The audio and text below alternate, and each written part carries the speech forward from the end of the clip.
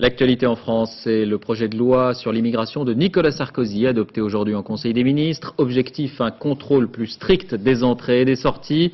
La fermeté avec l'humanité, a dit Jacques Chirac. Les principaux points du texte, Zindine Boudaoud, Diane Fronty.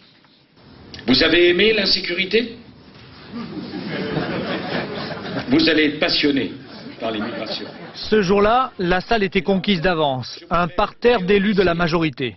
Nicolas Sarkozy obtiendra-t-il le même succès dans l'opinion? Son projet de loi sur l'immigration propose des mesures de contrôle plus strictes des étrangers, d'abord à leur entrée en France. Le texte prévoit un allongement de la durée de rétention.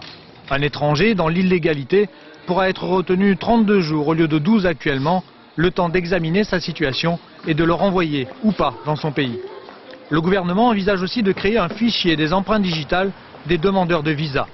Partout dans le monde, les consulats français relèveront les empreintes digitales des candidats au voyage. Imparables pour démasquer les faux touristes et les vrais clandestins, ce sont ces mesures-là qui choquent le plus les associations d'aide aux étrangers.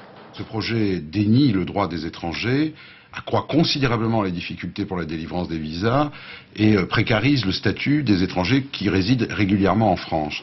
Les conditions de séjour en France seront plus étroitement contrôlées. Le dispositif entend lutter contre les mariages blancs et les reconnaissances de paternité de complaisance.